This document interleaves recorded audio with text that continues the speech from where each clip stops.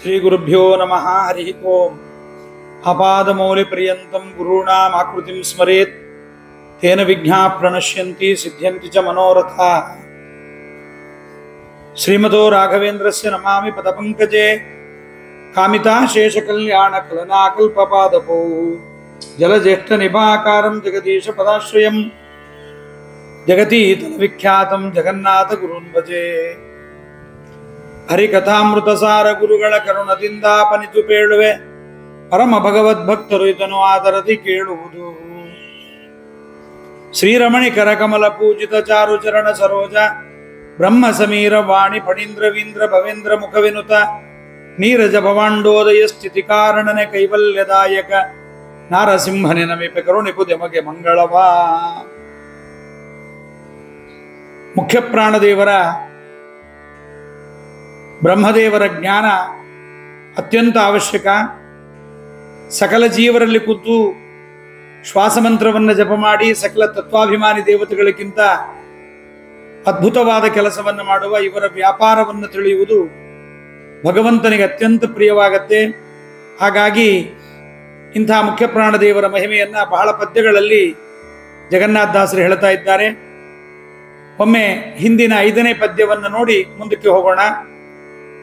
ಘೋಟಕಾಸ್ಯನ ಮಡದಿಗಿಂತಲಿ ಘಾಟಕೋದರ ಪವನ ರೀವರು ಕೋಟಿ ಗುಣದಿಂದ ದಮರೆನಿಪರು ಆವ ಕಾಲದಲ್ಲಿ ಖೇಟಪತಿ ಶೇಷಾಮರೇಂದ್ರರ ಪಾಟಿ ಮಾಡದೆ ಶ್ರೀಶನ ಕೃಪಾ ನೋಟದಿಂದಲಿ ಸರ್ವರೊಳು ವ್ಯಾಪಾರ ಮಾಡುವರು. ಘೋಟಕಾಸ್ಯ ಅಂದ್ರೆ ಹಯಗ್ರೀವ ದೇವರು, ಹಯವದನ. ಘೋಟಕ ಅಂದ್ರೆ ಕುದುರೆ, ಅದರ ಹಾಸ್ಯ ಅಂದ್ರೆ ಮುಖ ಅಂತ. ಕುದುರೆ ಮುಖದ ಪರಮಾತ್ಮನ ಮಡದಿಯಾದ ಮಹಾಲಕ್ಷ್ಮೀ ದೇವಿಗಿಂತ ಹಾಟಕೋದರ, ಹಾಟಕ ಅಂದ್ರೆ ಹಿರಣ್ಯ, ಉದರ ಅಂದ್ರೆ ಗರ್ಭ, ಹಿರಣ್ಯ ಗರ್ಭ ಅಂದ್ರೆ ಬ್ರಹ್ಮದೇವರು ಮತ್ತು ಪವನ ವಾಯುದೇವರು, ಇವರಿಬ್ಬರೂ ಕೂಡ ಲಕ್ಷ್ಮೀದೇವಿಗಿಂತ ಕೋಟಿ ಗುಣದಿಂದ ಅಧಮರು ಅಂತ ಅನಿಸ್ತಾರೆ ಆವ ಕಾಲದಲ್ಲೂ ಕೂಡ. ಖೇಟಪತಿ ಶೇಷಾಮರೇಂದ್ರರ ಪಾಟಿ ಮಾಡದೆ ಖ ಅಟತೆ ಇತಿ, ಖೇ ಅಟ ಆಕಾಶದಲ್ಲಿ ಸಂಚಾರ ಮಾಡುವ ಪ್ರಾಣಿಗಳಿಗೆ ಪಕ್ಷಿಗಳಿಗೆ ಒಡೆಯ ರುದ್ರದೇವರು. ಆ ಖೇಟಪತಿ ಅಂದ್ರೆ ಗರುಡ ದೇವರು ಮತ್ತು ಶೇಷದೇವರನ್ನು ಹೇಳಿದ್ರಿಂದ ರುದ್ರದೇವರು ಬರ್ತಾರೆ. ಖೇಟಪತಿ ಅಂದ್ರೆ ಗರುಡ, ಶೇಷ ಅಮರೇಂದ್ರರ ಪಾಟಿ ಮಾಡದೆ ಇಂದ್ರಾದಿ ದೇವತೆಗಳನ್ನ ಯಾವ ರೀತಿಯಾಗಿಯೂ ಸಹಿತ ಲೆಕ್ಕ ಮಾಡದೆ ತಾವು ಸ್ವತಂತ್ರವಾಗಿ ಲೆಕ್ಕಿಸದೆ ಪರಮಾತ್ಮನ ಕೃಪಾ ಕಟಾಕ್ಷದ ಬಲದಿಂದ ಎಲ್ಲರಲ್ಲಿ ವ್ಯಾಪಾರವನ್ನ ವಾಯುದೇವರು ಮಾಡುತ್ತಾರೆ ಅಂತ ಮೊದಲು ಅವರ ಸ್ತೋತ್ರವನ್ನ ಮಾಡಿದ್ದಾರೆ. ಗರುಡ ಪುರಾಣದ ಬ್ರಹ್ಮಕಾಂಡದಲ್ಲಿ ಇದಕ್ಕೆಲ್ಲವೂ ಕೂಡ ನಮಗೆ ಶ್ಲೋಕ ಸಿಗತ್ತೆ. ಲಕ್ಷ್ಮಿಯ ಅಹಂ ಕೋಟಿ ಗುಣೈರ್ವಿಹೀನ ಅಂತ ವಾಯುದೇವರೇ ಅಲ್ಲಿ ಲಕ್ಷ್ಮೀದೇವಿಗಿಂತ ನಾನು ಕೋಟಿ ಗುಣದಿಂದ ಕಡಿಮೆ ಅಂತ ವಾಯುದೇವರು ಹೇಳಿಕೊಂಡದ್ದನ್ನು ನಾವು ನೋಡ್ತೇವೆ. ಇದಾದ ಮೇಲೆ ಬ್ರಹ್ಮದೇವರ ಮತ್ತು ವಾಯುದೇವರ ಅವತಾರಗಳನ್ನ, ರೂಪಗಳನ್ನ 6, 7, 2 ಪದ್ಯಗಳಿಂದ ಹೇಳ್ತಾ ಇದ್ದಾರೆ. ಬಹಳ ನಿಧಾನಕ್ಕೆ ಪದಚ್ಛೇದಗಳನ್ನು ಮಾಡಿಕೊಂಡು ಹಾಕ್ಕೊಳ್ರಿ. ಪದಚ್ಛೇದ ಮಾಡಿಕೊಳ್ಳದೆ ಇದ್ರೆ ಅರ್ಥವಾಗುವುದಿಲ್ಲ. ಈಗ 6ನೇ ಪದ್ಯವನ್ನು ಓದ್ತಾ ಇದ್ದೀನಿ. ಪುರುಷ ಬ್ರಹ್ಮ ವಿರಂಚಿಯು ಮಹಾನ್ ಮರುತ ಮುಖ್ಯ ಪ್ರಾಣ ಧೃತಿ ಸ್ಮೃತಿ ಗುರುವರ ಮಹಾದ್ಯಾತ ಬಲ ವಿಜ್ಞಾತ ವಿಖ್ಯಾತ ಗರಳ ಭುಗ್ಭವ ರೋಗ ಭೇಷಜ ಸ್ವರವರ್ಣ ವೇದಸ್ಥ ಜೀವೇಶ್ವರ ವಿಭೀಷಣ ವಿಶ್ವಚೇಷ್ಟಕ ವೀತ ಭಯ ಭೀಮಾ. ಪದಚ್ಛೇದ ಹೇಳಿಬಿಡ್ತೀನಿ, ಮಾಡ್ಕೊಳ್ರಿ. ಪುರುಷ, ಬ್ರಹ್ಮ, ವಿರಿಂಚಿಯು, ಮಹಾನ್, ಮರುತ, ಇಷ್ಟು ಬ್ರಹ್ಮದೇವರ ಹೆಸರುಗಳು, ಅವತಾರಗಳು. ಅಂದ್ರೆ ಅವ್ರಿಗೆ ಅವತಾರ ಇಲ್ಲ, ಇದು ಹೆಸರುಗಳು ಇವೆಲ್ಲವೂ ಕೂಡ. ಬ್ರಹ್ಮದೇವರ 4 ರೂಪ. ಮುಂದಿಂದು ಮುಖ್ಯ ಪ್ರಾಣ, ಧೃತಿ, ಸ್ಮೃತಿ, ಗುರುವರ, ಮಹಾಧ್ಯಾತ, ಬಲ, ವಿಜ್ಞಾತ, ವಿಖ್ಯಾತ, ಗರಳಭುಕು, ಭವರೋಗ ಭೇಷಜ, ಸ್ವರವರ್ಣ, ವೇದಸ್ಥ, ಜೀವೇಶ್ವರ, ವಿಭೀಷಣ, ವಿಶ್ವಚೇಷ್ಟಕ, ವೀತಭಯ, ಭೀಮ. ಇದಕ್ಕೆಲ್ಲ ಅರ್ಥ ಇದೆ. ಇದೆಲ್ಲ ಅರ್ಥಗಳನ್ನು ಚಿಂತನೆ ಮಾಡಿದರೆ ನಾವು ಇದೆಲ್ಲವನ್ನ ಅರ್ಥವನ್ನು ಚಿಂತನೆ ಮಾಡಿದರೆ ಮುಖ್ಯ ಪ್ರಾಣದೇವರ ಅನುಗ್ರಹ ನಮಗೆ ಬಹಳ ಚೆನ್ನಾಗಿ ಆಗತ್ತೆ. ಅದಕ್ಕೆ ಮುಖ್ಯಪ್ರಾಣದೇವರ ಮಹಿಮೆಯನ್ನು ಇದರಿಂದ ನಾವು ತಿಳಿಯಬಹುದು. ಪುರುಷ, ಬ್ರಹ್ಮ, ವಿರಿಂಚಿ, ಮಹಾನ್, ಮರುತ, ಮುಖ್ಯಪ್ರಾಣ ಇವೆಲ್ಲ ಬ್ರಹ್ಮದೇವರ, ವಾಯುದೇವರ ಹೆಸರು. ವಾಯುದೇವರ ಹೆಸರು ಅಂದ್ರೆ ಅದು ಬ್ರಹ್ಮದೇವರ ಹೆಸರು ಕೂಡ ಆಗಬಲ್ಲದು. ಆದ್ರಿಂದ ಮೊದಲು ಪುರುಷ ಅಂತಂದ್ರೆ ಪೂರ್ವದಲ್ಲಿ ಹುಟ್ಟಿದ ಅಂತ. ಉಷ, ಪುರ್ ಅಂದ್ರೆ ಪೂರ್ವದಲ್ಲಿ ಹುಟ್ಟಿದವನು, ಉಷ ಅಂದ್ರೆ ಪಾಪಗಳನ್ನು ಸುಡಿಯತಕ್ಕಂಥವನು ಅಂತ ಆ ಬೃಹತ್ ಭಾಷ್ಯದಲ್ಲಿ ಇದನ್ನು ನಿರೂಪಣೆ ಮಾಡಿದ್ದಾರೆ. ಆದ್ದರಿಂದ ಇವರಿಗೆ ಪುರುಷ ಅಂತ ಹೆಸರು. ಯಾರು ಈ ಬ್ರಹ್ಮದೇವರ ಪುರುಷ ಎಂಬತಕ್ಕಂಥ ಹೆಸರನ್ನ ತಿಳಿಯುತ್ತಾರೆ, ಅವರು ತಾನು ಬಯಸಿದ ವಸ್ತುವನ್ನ ತನಗಿಂತ ಇನ್ನೊಬ್ಬ ತನಗೆ ಬೇಡದೇ ಇದ್ದವನು ಶತ್ರು ಬಯಸಿದ್ರೆ ಹರಿವಾಯ ಗುರುಗಳ ಅನುಗ್ರಹದಿಂದ ತಾನು ಯಾವುದನ್ನೂ ಸುಡದೆ ಶತ್ರುವನ್ನ ತಾನು ಸುಡುತ್ತಾನೆ ಅಂತ ಬೃಹತ್ ಭಾಷ್ಯದಲ್ಲಿ ಹೇಳಿದ್ದಾರೆ. ತಾನು ಪಡೆಯುತ್ತಾನೆ, ಇದು ಪುರುಷ. ಇನ್ನು ಬ್ರಹ್ಮ ಅಂತಂದ್ರೆ ಬ್ರಹ್ಮದೇವರ ಅದರ ಹೆಸರನ್ನೇ ಹೇಳ್ತಾರೆ. ಬ್ರಹ್ಮ ಅಂದರೆ ಸರ್ವಗುಣ ಪೂರ್ಣ ಅಂತ ಅರ್ಥ. ಈ ಬ್ರಹ್ಮದೇವರು ಸರ್ವಗುಣ ಸಂಪೂರ್ಣ ಅಂದ್ರೆ ಪರಮಾತ್ಮನಿಗಿಂತ ಕಡಿಮೆಯಾಗಿ ಸರ್ವಗುಣ ಸಂಪೂರ್ಣ ಅನ್ನೋದನ್ನ ತಿಳಿಯಬೇಕು. ಇದನ್ನು ಉಪಾಸನೆ ಮಾಡಿದರೆ ಬ್ರಹ್ಮ ಬ್ರಹ್ಮ ಅಂತ, ಬ್ರಹ್ಮ ಸರ್ವಗುಣ ಸಂಪೂರ್ಣ ಅಂತ ಉಪಾಸನೆ ಮಾಡೋದರಿಂದ ನಮಗೆ ಯೋಗ್ಯವಾದ ಸರ್ವಜ್ಞಾತ್ವಾದಿ ಗುಣಗಳು ನಮಗೆ ಬಂದು ಸೇರ್ತಕ್ಕಂಥದ್ದಾಗತ್ತೆ. ವಿರಿಂಚಿ ಅಂದ್ರೆ ಸೃಷ್ಟಿಕರ್ತ ಅಂತ ಅರ್ಥ. ವಿರಿಂಚಿ ಅಂದ್ರೆ ಸೃಷ್ಟಿಕರ್ತ ಅಂತ ಅರ್ಥ. ಇನ್ನು ಮುಖ್ಯಪ್ರಾಣದೇವರ ರೂಪಗಳನ್ನು ಇನ್ನು ಹೇಳ್ತಾ ಇದ್ದಾರೆ. ಪುರುಷ, ಬ್ರಹ್ಮ, ವಿರಿಂಚಿ. ಮಹಾನ್ ಮರುತ, ಪಂಚಾಶನ್ ಮರುತ್ತುಗಳಲ್ಲಿ ಶ್ರೇಷ್ಠನಾದವನು ಮತ್ತು ಮಹತ್ತತ್ವಾಭಿಮಾನಿ ಅಂತಲೂ ಅರ್ಥ. ವಿರಿಂಚಿ ಅಂದ್ರೆ ಸೃಷ್ಟಿಕರ್ತ, ಮಹಾನ್ ಅಂದ್ರೆ ಮಹತ್ತತ್ವಾಭಿಮಾನಿ. ಧೃತಿ ಸ್ಮೃತಿಗಳಿಗೆ ಅಭಿಮಾನಿ, ಆದ್ದರಿಂದ ಅದೇ ಹೆಸರು ಬಂದಿದೆ. ಧೈರ್ಯ, ಭಯಂಕರವಾದ ಧೈರ್ಯ. ಮುಖ್ಯಪ್ರಾಣದೇವರಿಗೆ ಅದ್ಭುತವಾಗಿರ್ತಕ್ಕಂತಹ ಧೈರ್ಯ ಇದೆ ಅಂತ ಅದು ಪುರಾಣಗಳಲ್ಲಿ ಹೇಳ್ತಾ ಇದೆ. ಏನು ಇದೆ ಅಂತಂದ್ರೆ, ಸರ್ವೇಂಚಾಂಚ ಹೃದಯ ಸ್ಥಿತ್ವ ಸರ್ವದಾ ಸ್ಮರತೆ ಹರಿಂ ಅತಃ ವಾಯು ಸ್ಮೃತಿ. ಎಲ್ಲರ ಹೃದಯದಲ್ಲಿ ಕೂತು ತಾನು ಮುಖ್ಯಪ್ರಾಣದೇವರು ಎಲ್ಲ ಪರಮಾತ್ಮನ ರೂಪಗಳ ಧ್ಯಾನವನ್ನು ಮಾಡ್ತಾರಾದ್ರಿಂದ ಇವರಿಗೆ ಸ್ಮೃತಿ ಅಂತ ಹೆಸರು. ಮತ್ತು ಬದರಿಯಲ್ಲಿರುವ ಪರಮಾತ್ಮನನ್ನ ಧೈರ್ಯದಿಂದ ಸ್ತೋತ್ರವನ್ನು ಮಾಡಿದ್ದರಿಂದ ಇವರಿಗೆ ಧೃತಿ ಅಂತ ಹೆಸರು. ಧೈರ್ಯ ರೂಪ ಅಂತ ಇವರಿಗೆ ಹೆಸರು. ಆದ್ದರಿಂದ ಧೃತಿ ಸ್ಮೃತಿಗಳಿಗೆ ಅಭಿಮಾನಿಗಳಾಗಿದ್ದಾರೆ. ಇನ್ನು ಇವರಿಗೆ ಇನ್ನೊಂದು ಹೆಸರು ಗುರುವರ ಅಂತ ನಾವು ಇನ್ನೊಂದು ಹೆಸರನ್ನು ನೋಡ್ತಾ ಇದ್ದೇವೆ. ಗುರುವರ, ಮುಖ್ಯಪ್ರಾಣ, ಧೃತಿ ಸ್ಮೃತಿ, ಗುರುವರ. ಗುರುವರ ಅನ್ನೋದರಿಂದ ಬ್ರಹ್ಮದೇವರ ಉಪದೇಶವಿಲ್ಲದೆ ಯಾರಿಗೂ ಮೋಕ್ಷ ಇಲ್ಲವಾದ್ದರಿಂದ ಅವರಿಗೆ ಗುರುವರ, ಮಹಾಧ್ಯಾನವನ್ನು ಮಾಡತಕ್ಕಂಥವರು ಗುರುವರ ಅಂತ ಹೆಸರು. ಎಲ್ಲರಲ್ಲಿ ಕೂತು ಇವರು ಸಕಲ ಚೇತನರಿಗಿಂತಲೂ ಹೆಚ್ಚು ಸಂತತವಾಗಿ ಪರಮಾತ್ಮನ ಗುಣರೂಪ ಕ್ರಿಯಾಗಳನ್ನು ಸ್ತೋತ್ರ ಮಾಡ್ತಾರೆ, ಧ್ಯಾನ ಮಾಡ್ತಾರೆ. ಆದ್ದರಿಂದ ಇವರಿಗೆ ಮಹಾಧ್ಯಾತ ಅಂತ ಹೆಸರು. ಅಥವಾ ಮಹಾಬಲ ಸ್ವರೂಪರಾದ್ರಿಂದ ಇವರಿಗೆ ಬಲ ಅಂತ ಹೆಸರು. ವಿಜ್ಞಾನ ಸ್ವರೂಪರಾದ್ರಿಂದ ವಿಜ್ಞಾತ ಅಂತ ಹೆಸರು. ಸರ್ವ ವೇದಗಳಿಂದ ಸ್ತುತ್ಯರಾದ್ರಿಂದ ವಿಖ್ಯಾತ ಅಂತ ಹೆಸರು. ಹಾಲಾಹಲ ವಿಷವನ್ನು ಉಂಟರಿದ್ದರಿಂದ ಗರಳ ಬುಕ್ಕು ಅಂತ ಇದೊಂದು ಅದ್ಭುತ. ಸಾಮಾನ್ಯವಾಗಿ ಹಾಲಾಹಲವನ್ನು ರುದ್ರದೇವರು ಊಟ ಮಾಡಿದರು ಅಂತ ನಾವು ಮಹಾಭಾರತದ ಭಾಗವತದ 8ನೇ ಸ್ಕಂದದ ಕ್ಷೀರ ಸಮುದ್ರ ಮಥನದ ಕಥೆಯಲ್ಲಿ ಕೇಳುತ್ತೇವೆ. ಅಲ್ಲಿ ಸೂಕ್ಷ್ಮವಾಗಿ ವೇದವ್ಯಾಸ ದೇವರು ಹೇಳಿದ್ದಾರೆ. ತತಃ ಕರತಲಿ ಕೃತ್ಯ ವ್ಯಾಪಿ ಹಾಲಾಹಲಂ ಮಹತ್ ಅಂತ ಮುಖ್ಯಪ್ರಾಣದೇವರ ಹಾಲಾಹಲವನ್ನು ಕುಡಿದು ರುದ್ರದೇವರು ಕೊಟ್ಟರು ಎಂಬುದಾಗಿ ಇದು ಮಾಧ್ವರ ಪ್ರವಚನ. ಮಾಧ್ವರ ಹಾಗೆ ಹೇಳ್ತೇವೆ. ಮುಖ್ಯಪ್ರಾಣದೇವರು ಕುಡಿದಿದ್ದಾರೆ. ಕೇಶೀಯ ವಿಷಸ್ಯ ಪಾತ್ರೇಣ ಯದ್ರುದ್ರೇಣ ಅಪಿಬತು ಅಂತ ಹೇಳುವ ಸಂದರ್ಭದಲ್ಲೂ ಕೂಡ ಮುಖ್ಯಪ್ರಾಣದೇವರೇ ಮೊದಲು ವಿಷಪ್ರಾಶನವನ್ನು ಮಾಡಿದರು, ಅದನ್ನು ಅರಗಿಸಿಕೊಂಡರು. ರುದ್ರದೇವರ ಕೀರ್ತಿಗೋಸ್ಕರವಾಗಿ ಆ ವಿಷವನ್ನ ಅವರಿಗೆ ಸ್ವಲ್ಪ ಕೊಟ್ಟರು. ಅದು ಗಂಟಲಲ್ಲಿ ಅದು ಇವತ್ತಿಗೂ ಕಾಣಿಸ್ತಾ ಇದೆ ಅಂತ. ಅದರಿಂದ ಗರಳ ಬುಕ್ಕು ಅಂತ ಅವ್ರಿಗೊಂದು ಹೆಸರು. ಗರಳ ಅಂದ್ರೆ ವಿಷ, ಅದನ್ನ ಬುಕ್ಕು ನೀವು ಕೇಳಿರ್ಬೋದು. ಗರಳಪುರಿ ಅಂತ ಇದ್ದಾರೆ ಹಿಂದಕ್ಕೆ. ನಂಜಿನ ಗುಡಿಗೆ ಗರಳಪುರಿ ಅಂತ ಅಂದ್ರೆ ವಿಷದ ಊರು, ನಂಜಿನ ಗೂಡು. ಗರಳ ಅಂದ್ರೆ ನಂಜು, ನಂಜು ಅಂದ್ರೆ ವಿಷ. ಅಂದ್ರೆ ರುದ್ರದೇವರಿದ್ದಾರೆ, ಅದರಿಂದ ಗರಳಪುರಿ ಅಂತ ಕರೆದಿದ್ದಾರೆ. ಹೀಗೆ ಗರಳ ಬುಕ್ಕು ಅಂತ ಅನಿಸಿದ್ದಾರೆ. ಇದಾದ ಮೇಲೆ ಭವರೋಗ ಭೇಷಜ, ಸಂಸಾರವೆಂಬತಕ್ಕಂಥ ರೋಗಕ್ಕೆ ವೈದ್ಯರು ಮುಖ್ಯಪ್ರಾಣದೇವರು. ಇವರ ಸ್ಮರಣೆ ಮಾಡಿದರೆ ಸಂಸಾರ ಎಂಬತಕ್ಕಂಥ ರೋಗ ಪರಿಹಾರವಾಗತ್ತೆ. ಆನಂದ ತೀರ್ಥರು ಬರೆದ ಗ್ರಂಥಗಳ ಪಾರಾಯಣ ಪಠನಗಳನ್ನು ಮಾಡಿದರೂ ಕೂಡ ಮಹಾನಂದ ತೀರ್ಥಸ್ಯೇ ಭಾಷ್ಯಭಾವಂ ಮನೋವಾಗ್ಭಿರ್ ಆವರ್ತಯಂತೆ ಸ್ವಶಕ್ತಿಯ. ಮುಖ್ಯಪ್ರಾಣದೇವರ ಈ ಗ್ರಂಥಗಳ ಪಾರಾಯಣವನ್ನು ಮಾಡೋದ್ರಿಂದ ಮೋಕ್ಷವನ್ನು ಕೂಡ ನಾವು ಪಡೆಯಬಹುದು ಎಂಬುದನ್ನು ಕೂಡ ನಾವು ನೋಡ್ತಾ ಇದ್ದೇವೆ. ಸ್ವರ ವರ್ಣ ವೇದಸ್ಥ ಅಂತ ಇವರಿಗೆ ಮತ್ತೊಂದು ಏನಪ್ಪಾ ಅಂದ್ರೆ ವೇದವಾಕ್ಯಗಳನ್ನ ಮಾತ್ರವಲ್ಲದು, ವೇದಗಳಲ್ಲಿ ಒಂದು ವಾಕ್ಯಗಳು ಬರುತ್ತೆ, ಅಗ್ನಿಮೀಳೆ ಅಂತ ಬರುತ್ತೆ. ಅದನ್ನ ಹೇಳುವಾಗ ಅಗ್ನಿಮೀಳೆ ಪುರೋಹಿತಂ ಅಂತ ಉದಾತ್ತ ಅನುದಾತ್ತ ಸ್ವರಿತ ಮತ್ತೆ ಅನುಸ್ವಾರ ವಿಸರ್ಗ ಇವುಗಳೆಲ್ಲವೂ ಕೂಡ ಪರಮಾತ್ಮನ ಪ್ರತಿಪಾದನೆ ಮಾಡುತ್ತೆ ಅನ್ನುವುದನ್ನು ಇವರು ಹೇಳಿಕೊಟ್ಟಿದ್ದಾರೆ. ಆದ್ದರಿಂದ ಸ್ವರವರ್ಣ ಅಂತ ಇವರಿಗೆ ಹೆಸರು. ಮತ್ತು ಪರಮಾತ್ಮನ ನಂತರದಲ್ಲಿ ಇವರು ವೇದ ಪ್ರತಿಪಾದ್ಯರಾಗಿದ್ದಾರೆ. ಆ ವೇದಗಳಿಗೆ ಅಭಿಮಾನಿಯೂ ಆಗಿದ್ದಾರೆ ಮುಖ್ಯ ಪ್ರಾಣದೇವರು ಪರಮಾತ್ಮ ಮತ್ತು ಲಕ್ಷ್ಮೀದೇವಿ ಆದ ಮೇಲೆ ಎಂಬುದನ್ನು ಕೂಡ ನಾವು ಸ್ವರವರ್ಣ ಎಂಬುದನ್ನು ತಿಳಿಯಬಹುದು. ಇದಾದ ಮೇಲೆ ಇವರು ವೇದಸ್ಥ ಅಂತಾರೆ. ಸ್ವರವರ್ಣ ವೇದಸ್ಥ ಅಂತ ಒಂದು ಪದ ಮಾಡ್ಕೋಬಹುದು, ವೇದಕ್ಕೆ ಅಭಿಮಾನಿಯಾಗಿದ್ದಾರೆ ಅಂತ ಒಂದು ಅರ್ಥವನ್ನು ಮಾಡ್ಕೋಬಹುದು. ಆದ್ದರಿಂದ ಜೀವೇಶ್ವರರು ಸಕಲ ಜೀವಗಳಿಗೆ ಇವರು ಏನಾಗಿದ್ದಾರೆ ಅಂದ್ರೆ ಒಡೆಯರಾಗಿದ್ದಾರೆ. ಅದಕ್ಕೆ ನಾವು ಜೀವೇಶ್ವರ ಅನ್ನಲ್ಲ, ಜೀವೋತ್ತಮ ಅಂತ, ವಾಯು ಜೀವೋತ್ತಮ ಅಂತ ನಾವು ಇವರನ್ನ ಕರೀತೇವೆ. ವಿಭೀಷಣ ಅಂತ ಇವರಿಗೆ ಮತ್ತೊಂದು ಹೆಸರು. ಏನಪ್ಪ ವಿಭೀಷಣ ಅಂತಂದ್ರೆ ಅದ್ಭುತವಾಗಿರ್ತಕ್ಕಂಥ ಹೆಸರು. ವಿಭೀಷಣ ಎಂಬತಕ್ಕಂಥದ್ದು ಭಗವದ್ವೇಷಿಗಳಾದ ಶತ್ರುಗಳಿಗೆ ಭಯವನ್ನ ಉಂಟು ಮಾಡತಕ್ಕಂಥವರಾಗುತ್ತಾರೆ. ಆದ್ರಿಂದ ವಿಭೀಷಣ ವಿಶೇಷೇಣ ಭೀಷಯತಿ ಇತಿ ವಿಭೀಷಣ ಅಂತ.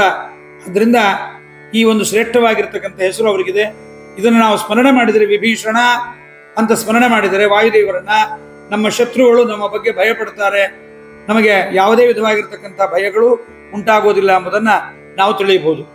ಇನ್ನು ವಿಶ್ವಚೇಷ್ಟಕ ಅಂತ ಮತ್ತೊಂದು ರೂಪ ಇವರಿಗೆ ಹೆಸರು. ಚರಾಚರ ಜಗತ್ತಿಗೆ ಚೇಷ್ಟಾಪ್ರದರಾಗಿದ್ದಾರೆ. ಉಪನಿಷತ್ತಿನ ಪಾಠಗಳನ್ನು ನೀವು ಕೇಳಿದಾಗ ಸಕಲ ತತ್ವಾಭಿಮಾನಿ ದೇವತೆಗಳು ದೇಹವನ್ನು ಬಿಟ್ಟರು, ಕುರುಡ ಕಿವುಡ ಮೂಕನೆಂದೆನಿಸುವ, ಕಣ್ಣಲ್ಲಿ ದೇವತೆಗಳಿಲ್ಲದೆ ಇದ್ರೆ, ಕಿವಿಯಲ್ಲಿ ದೇವತೆ ಇಲ್ಲದೆ ಇದ್ರೆ, ಕೈಯಲ್ಲಿ ಕಾಲಲ್ಲಿ ಇಲ್ಲದೆ ಇದ್ರೆ ಮನೆಯಲ್ಲೇ ಇಟ್ಕೊಂಡಿರ್ತಾರೆ. ಆದರೆ ಮುಖ್ಯ ಪ್ರಾಣದೇವರು ಇಲ್ಲದೆ ಹೋದ್ರೆ ಹೊರಗೆ ಹಾಕಿ ಬಿಡ್ತಾರೆ. ಅದರಿಂದ ಇವರಿಗೆ ವಿಶ್ವಚೇಷ್ಟಕ ಅಂತ ಹೆಸರು. ಚರಾಚರ ಜಗತ್ತಿಗೆ ಚೇಷ್ಟಾಪ್ರದರಾಗಿದ್ದಾರೆ, ಒಳಗಿದ್ದು ಎಲ್ಲ ಕೆಲಸವನ್ನು ಮಾಡಿಕೊಡ್ತಾರೆ. ಮತ್ತೊಂದು ಹೆಸರು ಇವರಿಗೆ ವೀತ ಭಯ. ಯಾವುದೇ ವಿಧವಾಗಿರತಕ್ಕಂತಹ ಭಯವು ವಾಯುದೇವರಿಂದ ಯಾರಿಗೂ ಯಾವತ್ತೂ ಇಲ್ಲ, ಮತ್ತು ಅಜ್ಞಾನಾದಿ ದೋಷಗಳಿಲ್ಲವಾದ್ರಿಂದ ವೀತ ಭಯರಾಗಿದ್ದಾರೆ ಮತ್ತು ಭೀಮರಾಗಿದ್ದಾರೆ. ದೈತ್ಯರಿಗೆ ಭಯಂಕರವಾಗಿ ತಾವು ತೋರಿಸ್ತಾರೆ, ಭಯಂಕರವಾಗಿ ಅವರಿಗೆ ಇವರನ್ನು ನೋಡಿದ್ರೆ ಹೆದರಿಕೆ ಆಗತ್ತೆ ಎಂಬುದನ್ನು ನಾವು ತಿಳಿಯಬೇಕು. ಹೀಗೆ ಈ ಒಂದು ಶ್ರೇಷ್ಠವಾಗಿರತಕ್ಕಂಥ ಮುಖ್ಯ ಪ್ರಾಣದೇವರ ಈ ವಸ್ತು ರೂಪಗಳನ್ನ, ವಾಯುದೇವರ ಬ್ರಹ್ಮದೇವರ ರೂಪಗಳನ್ನ ಪುರುಷ ಬ್ರಹ್ಮ ವಿರಂಚಿಯು ಮಹಾನ್ ಮರುತ ಮುಖ್ಯ ಪ್ರಾಣ ಧೃತಿ ಸ್ಮೃತಿ ಗುರುವರ ಮಹಾಧ್ಯಾತ ಬಲ ವಿಜ್ಞಾತ ವಿಖ್ಯಾತ. ಈತ ವಿಖ್ಯಾತರು ಆಗಿದ್ದಾರೆ, ಸರ್ವ ವೇದಗಳಿಂದ ಸ್ತುತ್ಯರಾದ್ರಿಂದ ವಿಖ್ಯಾತರಾಗಿದ್ದಾರೆ. ಗರಳಭುಕು ಭವರೋಗ ಭೇಷಜ ಸ್ವರ ವರ್ಣ ವೇದಸ್ಥ ಜೀವೇಶ್ವರ ವಿಭೀಷಣ ವಿಶ್ವಚೇಷ್ಟಕ ವೀತ ಭಯ ಭೀಮ. ಹರಿಕಥಾಮೃತಸಾರವನ್ನು ಓದುವಾಗ ಈ ರೀತಿಯಲ್ಲಿ ಅರ್ಥ ಮಾಡಿಕೊಂಡು ನಾವು ಓದಿದರೆ ಪುಣ್ಯವೂ ಹೆಚ್ಚಿಗೆ ಬರುತ್ತೆ, ಪಾಪ ಬರಲ್ಲ. ಅದನ್ನ ಯಾವ್ಯಾವುದಕ್ಕೋ ನಾವು ಅನ್ವಯ ಮಾಡಿ ಪದಚ್ಛೇದ ಮಾಡಿ ಮಾಡದೆ ಓದಿಬಿಟ್ರೆ ಬಹಳ ಪಾಪ ಬರುತ್ತೆ. ಅದರಿಂದ ಮತ್ತೆ ಇನ್ನೊಂದಿಷ್ಟು ವಾಯುದೇವರ ಮಹಿಮೆಯನ್ನು ಹೇಳುತ್ತಾರೆ. ತುಂಬಾ ವಾಯುದೇವರ ಮಹಿಮೆಯನ್ನ ಜಗನ್ನಾಥದಾಸರು ಹರಿಕಥಾಮೃತಸಾರದಲ್ಲಿ ಹೇಳಿದ್ದಾರೆ. ಮುಂದಿನ 7ನೇ ಪದ್ಯ, ಈ ಪದ್ಯಕ್ಕೂ ಸಹಿತ 7ನೇ ಪದ್ಯಕ್ಕೂ ಕೂಡ 3 ಅಂತ ನಂಬರ್ ಹಾಕೊಳ್ರಿ ಪಕ್ಕದಲ್ಲಿ. ಯಾಕೆ ಅಂತಂದ್ರೆ ಇದು ಮುಖ್ಯ ಪ್ರಾಣದೇವರು 3ನೇ ಕಕ್ಷದವರಾದ್ದರಿಂದ ಈ 6ನೇ ಕಕ್ಷ 6ನೇ ಪದ್ಯ ಮತ್ತು ಅದರ ಹಿಂದಿರತಕ್ಕಂತಹ 5, 6, 7 ಈ ಇಷ್ಟೂ ಪದ್ಯಗಳಿಂದ ಮುಖ್ಯ ಪ್ರಾಣದೇವರನ್ನ ಸ್ತೋತ್ರ ಮಾಡ್ತಾರಾದ್ದರಿಂದ, ಮತ್ತು 8ನೇ ಪದ್ಯ ಇಲ್ಲಿ ತನಕ ಮುಖ್ಯ ಪ್ರಾಣದೇವರ ಸ್ತೋತ್ರವಾದ್ರಿಂದ ಎಲ್ಲವೂ 3ನೇ ಕಕ್ಷಕ್ಕೆ ಸೇರುತ್ತೆ. 3 ಎಂಬುದಾಗಿ ನಾವು ನಾಮವನ್ನು ಅದಕ್ಕೆ ಇಟ್ಕೊಳ್ಬೇಕು, ಹೆಸರನ್ನ. ಇನ್ನು ಮತ್ತೆ ಹೇಳ್ತಾರೆ, ಇನ್ನು ಕೆಲವು ಕಡೆ ಬ್ರಹ್ಮದೇವರ ಇದರ ಬಗ್ಗೆ ಹೇಳುವಾಗ ಅನಲ ಅಂತ ಕೆಲವು ಪುಸ್ತಕಗಳಿದೆ, ಅನಿಲ ಅಂತ ಮಾಡ್ಕೋಬೇಕು. ಅದನ್ನ ಅನಲ ಅಂತಂದ್ರೆ ಬೆಂಕಿ ಅಂತ ಆಗಿಬಿಡುತ್ತೆ, ಅನಿಲ ಅಂತ ಮಾಡ್ಕೊಳ್ಬೇಕು. ಅದನ್ನ ಪದ್ಯವನ್ನು ಓದ್ತಾ ಇದ್ದೀನಿ. 7ನೇ ಪದ್ಯ.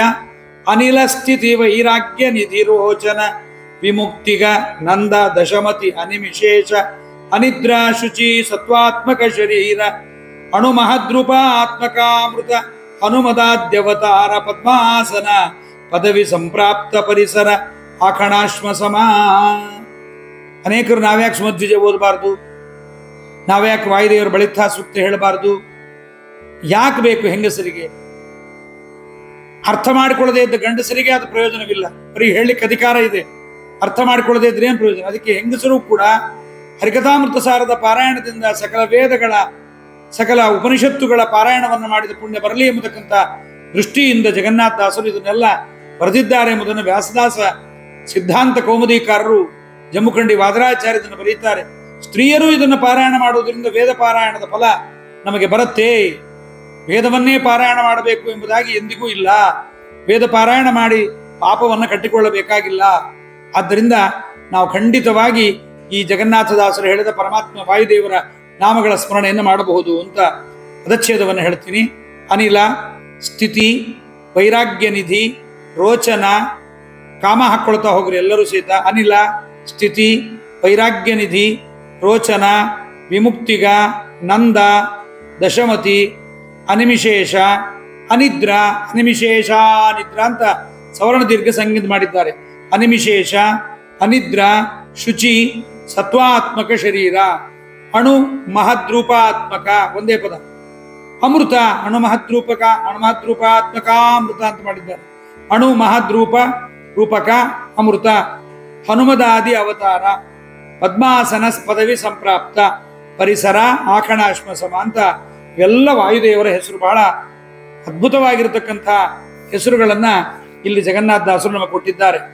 ಅನಿಲ ಅಂದರೆ ಏನು ಅಂದರೆ, ಅನಿಲ ಅಂದ್ರೆ ಅಂದ್ರೆ ಪರಮಾತ್ಮ, ಅವನನ್ನೇ ನಿಲಯವನ್ನಾಗಿ ಆಶ್ರಯವನ್ನಾಗಿ ಉಳ್ಳವರಾದ್ರಿಂದ ಅನಿಲ ಅಂತ ಇವರಿಗೆ ಹೆಸರು.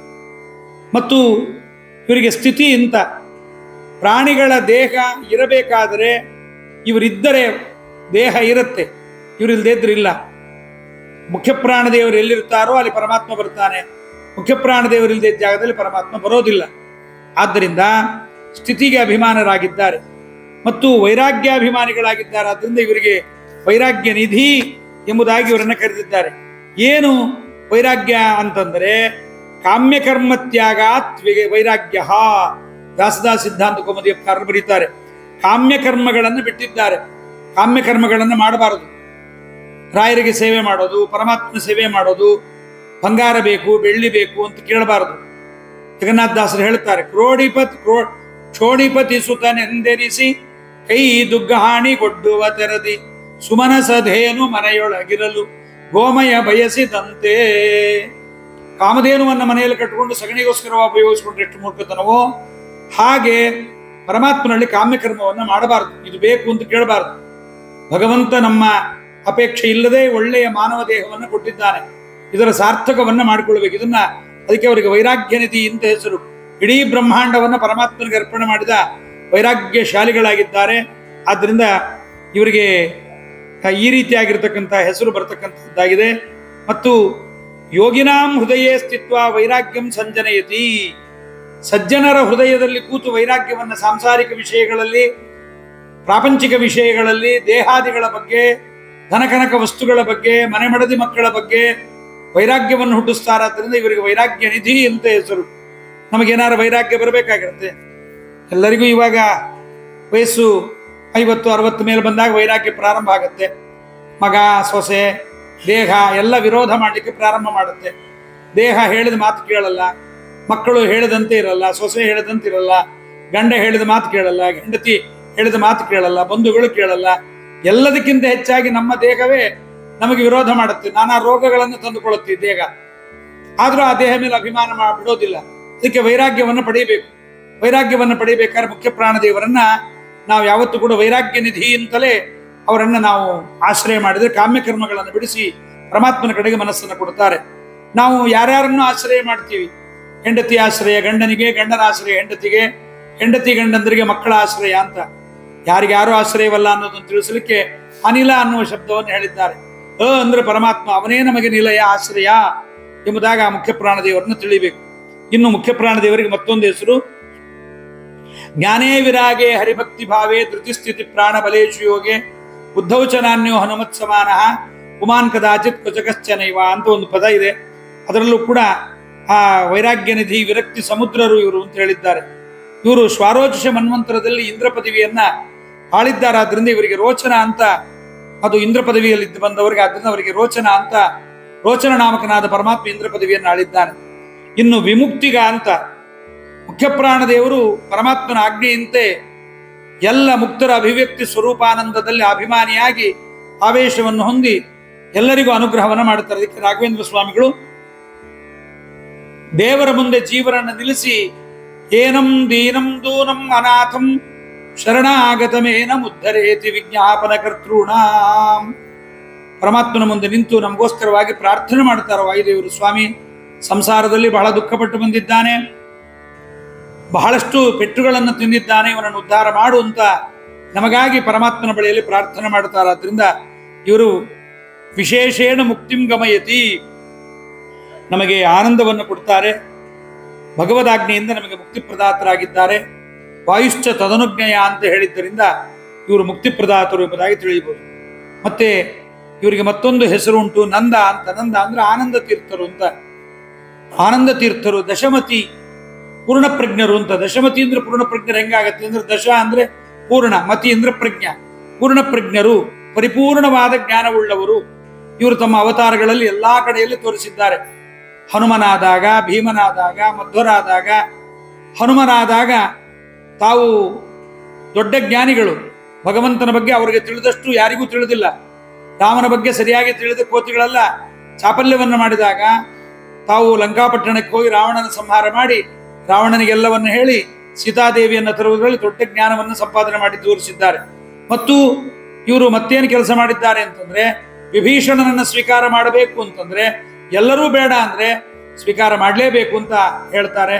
ಮತ್ತೆ ಇವರು ಪೂರ್ಣಪ್ರಜ್ಞರು ಅನ್ನಲಿಕ್ಕೆ ಹನುಮಂತ ದೇವರಾದಾಗ ರಾಮ ಎದುರಿಗೆ ಬಂದಾಗ ರಾಮನ ಮುಖವನ್ನು ನೋಡಿ, ರಾಮ ನಿನ್ನ ಮುಖವನ್ನು ನೋಡಿದರೆ ಹೆಸರು ಗೊತ್ತಿಲ್ಲ, ನಿನ್ನ ಮುಖವನ್ನು ನೋಡಿದರೆ ನೀನು 14 ಲೋಕಗಳಿಗೆ ಒಡೆಯ ಅನ್ನುವ ಲಕ್ಷಣ ನಿನ್ನ ಮುಖದಲ್ಲಿದೆ, ಫೇಸ್ ರೀಡಿಂಗ್. ಅದರ ಜೊತೆಗೆ ಮತ್ತು ಹೇಳುತ್ತಾರೆ, ನೀನು ಮತ್ತೆಂಥವನಾಗಿದ್ದಿ ಅಂತಂದ್ರೆ ನಿನಗೆ ದೊಡ್ಡ ಚತುರಂಗಿಣಿ ಸೈನ್ಯ ಹಿಂದಿರಬೇಕು, ನಿನಗಿಲ್ಲ. ಆದ್ರೆ ಆ ಚತುರಂಗಿಣಿ ಸೈನ್ಯಕ್ಕೆ ಸಮಾನವಾದ ಬಲವುಳ್ಳವನು ನಿನ್ನ ಹಿಂದೆ ಇದ್ದಾನೆ ಎಂಬುದನ್ನು ಕೂಡ ಲಕ್ಷ್ಮಣನ ನೋಡಿ ಹೇಳ್ತಾರೆ. ಇಷ್ಟಾಗಿ ರಾಮನ ನೋಡಿ ಹನುಮಂತ ಅಂತಾನೆ, ನಿನ್ನ ಮುಖದಲ್ಲಿ ಏನೋ ಚಿಂತೆಯ ಗೆರೆ ಇದೆ, ಏನೋ ಹುಡುಕ್ತಾ ಇದ್ದೀಯ ನೀನು ಅಂತ ಇವರನ್ನು ಅಂದಿದ್ದಾರೆ. ಆಗ ಇವರು ಎಷ್ಟು ಜ್ಞಾನವಂತರು ಎಂಬುದನ್ನು ಮುಖ್ಯ ಪ್ರಾಣ ದೇವರ ಬಗ್ಗೆ ಅಂದ್ರೆ ಹನುಮಂತ ದೇವರ ಬಗ್ಗೆ ರಾಮಚಂದ್ರ ಹೇಳ್ತಾನೆ. ನಾನೃಗ್ವೇದ ವಿನೀತಸ್ಯ ನಾಯಜುರ್ವೇದ ಧಾರಿಣಃ ನ ಸಾಮವೇದ ವಿದುಷಃ. ಇವರು ಇಷ್ಟೆಲ್ಲ ಓದಿದವರಾಗಿದ್ರೆ ಇದೆಲ್ಲ ಸಾಧ್ಯ. ನಾನೃಗ್ವೇದ ವಿನೀತಸ್ಯ, ಋಗ್ವೇದವನ್ನು ಓದಿ ವಿನಯವನ್ನು ಪಡೆದಿದ್ದಾನೆ, ಯಜುರ್ವೇದವನ್ನು ಓದಿ ಧಾರಣಾ ಶಕ್ತಿ ಬಂದಿದೆ. ನ ಸಾಮವೇದ ವಿದುಷಃ, ಸಾಮವೇದದಲ್ಲಿ ಪಂಡಿತನಾಗಿದ್ದಾನೆ. ಅವರಲ್ಲದೆ ಇದ್ರೆ ಶಕ್ಯಮೇವಂ ಪ್ರಭಾಷಿತು, ಈ ರೀತಿಯಾಗಿ ಮುಖ್ಯ ಪ್ರಾಣದೇವರಲ್ಲದೆ ಬೇರೆ ಯಾರಿಗೆ ಮಾಡ್ಲಿಕ್ಕೆ ಸಾಧ್ಯ. ಅದಕ್ಕೆ ಶ್ರೀಪಾದರಾಜರಂತಾರೆ, ಕಿಂಚಿದ ಅಪಶಬ್ದ ಇವಗಿಲ್ಲೆಂದು ಮುಖ್ಯ ಪ್ರಾಣನನು ರಾಮನನುಕರಿಸಿದ. ಒಂದು ಅಪಶಬ್ದವೂ ಇವರಲ್ಲಿಲ್ಲ ಅಂತ. ಅದಕ್ಕೆ ಬುದ್ಧಿರ್ಬಲಂ ಯಶೋಧೈರ್ಯಂ ನಿರ್ಭಯತ್ವಂ ಅರೋಗತ ಅಜಾಡ್ಯಂ ವಾಕ್ಪಡುತ್ವಂಚ ಹನುಮ ಸ್ಮರಣಾತ್ ಭವೇತ್ ಅಂತ. ಹನುಮಂತ ದೇವರ ಸ್ಮರಣೆ ಮಾಡಿದರೆ ನಮಗಿವೆಲ್ಲ ಬರಬೇಕಾದ್ರೆ, ನಾವು ಜ್ಞಾನವನ್ನು ಪಡಿಬೇಕಾದ್ರೆ ಇನ್ನು ಹನುಮಂತ ದೇವರಿಗೆ ಎಷ್ಟು ಜ್ಞಾನ ಇರಬೇಡ, ಅದರಿಂದ ತುಂಬಾ ಆಗತ್ತೆ, ಸಾಕು. ಇನ್ನು ಭೀಮಸೇನ ದೇವರಾಗಿದ್ದಾಗ ತಾವು ಎಷ್ಟು ಪರಮಾತ್ಮನ ಬಗ್ಗೆ ಸರಿಯಾದ ಜ್ಞಾನವನ್ನ ಪಡೆದಿದ್ರು ಅಂದ್ರೆ, ಪಾಂಡವರ ಸೈನ್ಯಕ್ಕೆ ಯಾರು ಒಡೆಯರಾಗಬೇಕು, ಸೇನಾ ನಾಯಕರು ಅಂದಾಗ ತಾವು ಪರಮಾತ್ಮ ಎದುರಿಗಿರುವಾಗ ಮುಖ್ಯ ಪ್ರಾಣ ತಮ್ಮ ಕೃಷ್ಣ ಇರುವಾಗ ಬೇರೆ ಯಾರೂ ಸಲ್ಲದು ಎಂಬುದನ್ನ ತೋರಿಸಿಕೊಟ್ಟಿದ್ದಾರೆ. ಪರಮಾತ್ಮನ ಬಲದ ಬಗ್ಗೆ ಸ್ವಲ್ಪವೂ ಅಜ್ಞಾನ ಅವರಿಗಿಲ್ಲ. ಜರಾಸಂಧನನ್ನ ಕೊಲ್ಲಿಲ್ಲ ಕೃಷ್ಣ, ನೀನೇ ಸೋತು ಹೋಗಿಬಿಟ್ಟಿ, ಭೀಮಾರ್ಜುನರು ಏನು ಮಾಡ್ತಾರೆ ಅಂತ ನಮ್ಮ ಧರ್ಮರಾಜ ಅಂದಾಗ ಆತ ಯಾಕೆ ಬಿಟ್ಟ ಎಂಬುದನ್ನು ನಮ್ಮ ಭೀಮಸೇನ ದೇವರು ಅದನ್ನು ಹೇಳ್ತಾರೆ. ಆದ್ರಿಂದ ಅವರು ಪೂರ್ಣಪ್ರಜ್ಞರು. ಇನ್ನು ಪೂರ್ಣಪ್ರಜ್ಞರಾಗಿ ಬಂದಾಗ, ಆನಂದ ತೀರ್ಥರಾಗಿ ಬಂದಾಗ ಗುರುಗಳು ಪಾಠ ಹೇಳದೇ ಇದ್ದ ಭಾಗವಗಳನ್ನು ಕೂಡ ತಾವು ಹೇಳಿ, ಅತ್ರ ಜನ್ಮನಿ ನಯತ್ ಪಠಿತಂತೆ ಚೈತ್ರಭಾತಿ ಕಥಮಿತ್ಯ ಮುನೋಕ್ತೆ ಪೂರ್ವಜನ್ಮ ಸುಹಿವೇದ ಪುರೇದಂ ಸರ್ವಮಿತ್ಯಮಿತ ಬುದ್ಧಿರುವಾಚ. ನಾನೆಲ್ಲ ಪೂರ್ವಜನ್ಮಗಳಲ್ಲಿ ಓದಿದ್ದೀನಿ ಎಂಬುದಾಗಿ ಭಾಗವತದ ಪಂಚಮಸ್ಕಂದದ ಬಗ್ಗೆ ಅನೇಕ ವಿಚಾರಗಳನ್ನು ತೋರಿಸಿದ್ದಾರೆ. ಅದರಿಂದ ಇವರಿಷ್ಟೇ ಅಲ್ಲ, ಎಲ್ಲ ಅವತಾರಗಳಲ್ಲೂ ಎಲ್ಲ ಹೆಸರುಗಳಲ್ಲೂ ಪೂರ್ಣಪ್ರಜ್ಞರಾಗಿದ್ದಾರೆ ಎಂಬುದನ್ನು ನಾವು ತಿಳ್ಕೋಬಹುದು. ಇದಾದ ಮೇಲೆ ಅನಿಮಿಶೇಷ, ನಿಮೇಶ ಅಂದ್ರೆ ರೆಪ್ಪೆ, ರೆಪ್ಪೆ ಹಾಕದೆ ಇರುವ ದೇವತೆಗಳಿಗೆ ಇವರು ಒಡೆಯರಾಗಿದ್ದಾರೆ, ಸಕಲ ದೇವೋತ್ತಮರಾಗಿದ್ದಾರೆ ಎಂಬುದನ್ನ ಅನಿಮಿಶೇಷ ಎಂಬುದನ್ನ ನಾವು ತಿಳಿಯಬಹುದು. ಮತ್ತು ಅನಿದ್ರಾ ಅಂತ ಕೂಡ ಇವರಿಗೆ ಇನ್ನೊಂದು ಹೆಸರಿದೆ. ಅನಿಮಿಶೇಷ ಮತ್ತೆ ಅನಿದ್ರಾ ಅಂತ, ನಿದ್ರೆ ಇಲ್ಲದೆ ಇದ್ದವರು. ಯಾಕೆಂದ್ರೆ ಇವರಿಗೆ ನಿದ್ರೆ ಎಂಬತಕ್ಕಂಥದ್ದೇ ಇಲ್ಲ. ಪ್ರಳಯೇಪಿ ಪ್ರತಿಭಾತ ಪರಾವರರು. ನಿದ್ರೆ ಎಂಬತಕ್ಕಂಥದ್ದು ಅಜ್ಞಾನದ ಕೆಲಸ, ಅದು ಇವರಿಗಿಲ್ಲ. ಅಜ್ಞಾನವೇ ಇಲ್ಲ ಇವರಿಗೆ. ಆಕಣಾಶ್ಮರು, ಅತಿರೋಹಿತ ವಿಜ್ಞಾನ. ಆದ್ರಿಂದ ಇವರು ಆಕಣಾಶ್ಮರಾಗಿದ್ದಾರೆ, ಇವರಿಗೆ ಅಜ್ಞಾನವೇ ಇಲ್ಲ, ಆದ್ರಿಂದ ಅನಿದ್ರರಾಗಿದ್ದಾರೆ. ಮತ್ತು ಶುಚಿ ಅಂತಂದ್ರೆ ಶ್ರೇಷ್ಠವಾಗಿರತಕ್ಕಂತಹ ಪರಮಾತ್ಮನ ಒಂದು ಸನ್ನಿಧಾನಕ್ಕೆ ಪ್ರಥಮಾಂಗರಾಗಿದ್ದಾರೆ. ಆಭಾಸಕೋಸ್ಯ ಪವನಃ ಪವನಸ್ಯ ರುದ್ರಃ. ದೇವರ ಪೂಜೆಯನ್ನು ಮಾಡಲಿಕ್ಕೆ ಮುಖ್ಯ ಪ್ರತಿಮಾ ಇವರಾಗಿದ್ದಾರೆ. ಆದ್ರಿಂದ ಇವರಿಗೆ ಶುಚಿ ಅಂತ ಒಂದು, ಮತ್ತು ಅಸುರಾವೇಶರಹಿತರಾದ್ರಿಂದ ಅಸುರಾವೇಶರಹಿತಾತ್ ಇವರನ್ನ ಶುಚಿ ಅಂತ ಕರೀತಾ ಇದ್ದಾರೆ. ಹಂಸಃ ಶುಚಿಶತ್ ಅಂತ ಇದ್ದಾರೆ. ಶುಚಿ ಅಂದ್ರೆ ಮುಖ್ಯ ಪ್ರಾಣದೇವರಲ್ಲಿ ಸತಿ ಇರತಕ್ಕಂಥವರಾದ್ರಿಂದ ಇವರಿಗೆ ಶುಚಿ ಎಂಬತಕ್ಕಂಥ ಹೆಸರು. ಇದು ಒಂದೊಂದು ಹೆಸರಿಗೂ ಕೂಡ ನಾವು ಅದನ್ನು ಸ್ಮರಣೆ ಮಾಡ್ತಾ ಹೋದ್ರೆ, ವಾಯುದೇವರ ಈ ಹೆಸರುಗಳನ್ನ ಸ್ಮರಣೆ ಮಾಡ್ತಾ ಹೋದ್ರೆ ನಮಗೇನಾಗತ್ತೆ ಅಂದ್ರೆ ಅವೆಲ್ಲ ಗುಣಗಳು ಯಥಾಯೋಗ್ಯವಾಗಿ ನಮಗೆ ಬರುತ್ತೆ. ಎಲ್ಲ ಬಂದ್ಬಿಡಲ್ಲ. ನಾವು ಪೂರ್ಣ ಪ್ರಜ್ಞರಾಗೋದಿಲ್ಲ, ಅನಿದ್ರರಾಗೋದಿಲ್ಲ, ನಾವು ಇದೆಲ್ಲ ಆಗೋದಿಲ್ಲ. ಆದ್ರಿಂದ ಶುಚಿ ಅಂದ್ರೆ ಅಸುರಾವೇಶರಹಿತರಾಗಿದ್ದಾರೆ ಮತ್ತು ಸತ್ವಾತ್ಮಕ ಶರೀರರಾಗಿದ್ದಾರೆ. ಸತ್ವ ಪ್ರಾಚುರ್ಯವಾದ ದೇಹ ಇವರಲ್ಲಿರ್ತಕ್ಕಂಥದ್ದಾಗಿದೆ.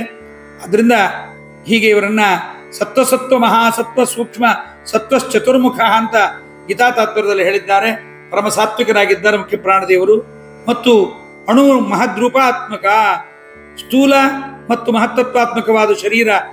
ಅಣುವಾಗಲೂ ಬಲ್ಲರು, ಮಹತ್ವವೂ ಆಗಬಲ್ಲರು. ಆದ್ದರಿಂದ ಅಣುಮಹದ್ರೂಪಕ ಆಗಿದ್ದಾರೆ ಇವರು. ಅಣುಮಹತ್ವಗಳೆಲ್ಲ ಅಣುಮಹದ್ರೂಪರಾಗಿ ಬ್ರಹ್ಮದೇವರಿದ್ದಾರೆ. ಆದ್ದರಿಂದ ಅಣುಮಹದ್ರೂಪಾತ್ಮಕರಾಗಿದ್ದಾರೆ. ಪ್ರಳಯದಲ್ಲಿ ವಾಯುದೇವರು ಅವರ ಬಗ್ಗೆ ಮತ್ತೆ ಹೇಳ್ತಾರೆ, ಅಮೃತ ಅಂತ. ಅತಿರೋಹಿತ ವಿಜ್ಞಾನಿಗಳಾಗಿದ್ದಾರೆ, ಯಾವಾಗಲೂ ಎಚ್ಚರವಾಗಿರ್ತಾರೆ. ನೀವು ನೋಡಬಹುದು, ಒಂದು ಉಪನಿಷತ್ತಿನ ಕಥೆ ಬರುತ್ತೆ. ಶಿಷ್ಯ ಕೇಳ್ತಾನೆ, ದೇಹದಲ್ಲಿ ಯಾರೆಲ್ಲ ಎದ್ದಿರ್ತಾರೆ, ಯಾರು ಮಲಗಿರ್ತಾರೆ ಅಂತ. ಎಲ್ಲರೂ ಮಲಗುತ್ತಾರೆ, ಮನೋಭಿಮಾನಿ ರುದ್ರದೇವರು ಎದ್ದಿರ್ತಾರೆ ಅಂತ. ಮನೋಭಿಮಾನಿ ರುದ್ರದೇವರು ಎಲ್ಲಿ ತನಕ ಎದ್ದಿರ್ತಾರೆ? ಸ್ವಪ್ನಗಳನ್ನ ನೋಡುವ ತನಕ. ನಿಮಗೆಲ್ಲ ಅನುಭವ ಇರಬಹುದು. ನಿದ್ರೆ ಬರುವ ಮುಂಚೆ ಕನಸು ಕಾಣ್ತೇವೆ, ನಿದ್ರೆಯಿಂದ ಏಳುವ ಮುಂಚೆ ಕನಸು ಕಾಣ್ತೇವೆ. ಈ ಎರಡೂ ಅಂದ್ರೆ ಜಾಗೃತ್ ಸ್ವಪ್ನ ಸುಷುಪ್ತಿ. ಜಾಗೃತ ಅವಸ್ಥೆ ಎಚ್ಚರವಾದ ಅವಸ್ಥೆ, ಸುಷುಪ್ತಿ ಅಂದ್ರೆ ಸ್ವಪ್ನಾವಸ್ಥೆ, ಆಮೇಲೆ ಸುಷುಪ್ತಿ ಅವಸ್ಥೆ. ಸುಷುಪ್ತಿಯಿಂದ ಮತ್ತೆ ಎತ್ತರವಾಗಬೇಕಾದ್ರೆ ಸುಷುಪ್ತಿ ಮತ್ತೆ ಸ್ವಪ್ನ ಜಾಗೃತಿ ಅಂತ.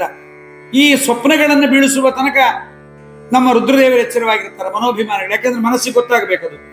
ಈ ಮನೋಭಿಮಾನಿಗಳು ಮಲಗಿದ ಮೇಲೆ ಯಾರು ಎಚ್ಚರವಾಗಿರ್ತಾರೆ ಅಂದ್ರೆ ಮುಖ್ಯ ಪ್ರಾಣದೇವರು ಎಚ್ಚರವಾಗಿರ್ತಾರೆ. ಅವರೂ ಮಲಗಿಬಿಟ್ರು ಅಂದ್ರೆ ನಾವು ಹೇಳೋದೇ ಇಲ್ಲ. ಮುಖ್ಯ ಪ್ರಾಣದೇವರು ಮಲಗೋದೇ ಇಲ್ಲ, ಯಾವಾಗಲೂ ಎಚ್ಚರವಾಗಿದ್ದು ಪ್ರತಿಯೊಬ್ಬ ಜೀವರಾಶಿಗಳಲ್ಲೂ ಸಹಿತ ತ್ರಿವಿಧ ಜೀವಿಗಳಲ್ಲಿ ತಾವು ಪರಮಾತ್ಮನ ಹಂಸಮಂತ್ರದ ಜಪವನ್ನು ಅವರು ಮಾಡ್ತಾ ಇರ್ತಾರೆ. ಆದ್ರಿಂದ ಅವ್ರು ಏನಾಗಿದ್ದಾರೆ? ಪರಮಶ್ರೇಷ್ಠರಾಗಿರ್ತಕ್ಕಂಥ ಅತಿರೋಹಿತ ವಿಜ್ಞಾನಾತ್ ವಾಯುರಪ್ಯ ಅಮೃತ ಸ್ಮೃತ. ಆದ್ರಿಂದ ಅವರು ಅಮೃತ, ಅವರಿಗೆ ಮರಣರಹಿತರಾಗಿದ್ದಾರೆ. ಅವರಿಗೆ ಮರಣ ಎಂಬತಕ್ಕಂಥದ್ದಿಲ್ಲ ಎಂಬುದನ್ನು ನಾವು ನೋಡಬಹುದು. ಯಾವ ದೇಹದಲ್ಲೂ ಅವರಿಗೆ ಮರಣ ಎಂಬತಕ್ಕಂಥದ್ದಿಲ್ಲ. ಕೊನೆಗಂತಾರೆ ಹನುಮದಾದ್ಯವತಾರ. ಮತ್ತೆ ಇವರು ಏನಾಗಿದ್ದಾರೆ ಅಂದ್ರೆ ಹನುಮಂತ ಮತ್ತೆ ಮಧ್ವ ಇವೇ ಮೊದಲಾದ ಅನೇಕ ಅವತಾರಗಳನ್ನು ಮಾಡಿದ್ದಾರೆ. ಅಂದ್ರೆ ತ್ರಿಕೋಟಿ ರೂಪ ಪವನಾತ್ಮ ಜೋಸು ಅಂತ ಇವ್ರದ್ದು ಅನೇಕ ರೂಪಗಳು ಎಂಬತಕ್ಕಂಥದ್ದು ಇದೆ. ಮತ್ತು ಹನುಮದಾದಿ ರೂಪಗಳನ್ನು ಧಾರಣ ಮಾಡಿರ್ತಕ್ಕಂಥವರಾಗಿದ್ದಾರೆ. ಪದ್ಮಾಸನ ಪದವಿ ಸಂಪ್ರಾಪ್ತ. ಮತ್ತು ಇವರು ಎಂಥವರಾಗಿದ್ದಾರಪ್ಪ ಅಂದ್ರೆ, ಪದ್ಮಾಸನ ಅಂದ್ರೆ ಕಮಲವೇ ಆಸನವಾಗಿ ಉಳ್ಳಂತಹ ಪದವಿ ಯಾವುದು? ಬ್ರಹ್ಮದೇವರ ಪದವಿ. ಈ ಪದವಿಯನ್ನ ಪಡೆಯತಕ್ಕಂಥವರಾಗಿದ್ದಾರೆ. ಮುಂದೆ ಆಗತಕ್ಕಂಥವರಾಗುತ್ತಾರೆ. ಅದಾದ ಮೇಲೆ ಆ ಪದ್ಮಾಸನ ಪದವಿ ಸಂಪ್ರಾಪ್ತ ಪರಿಸರ ಅಂತ ವಾಯುದೇವರಿಗೆ ಹೆಸರು.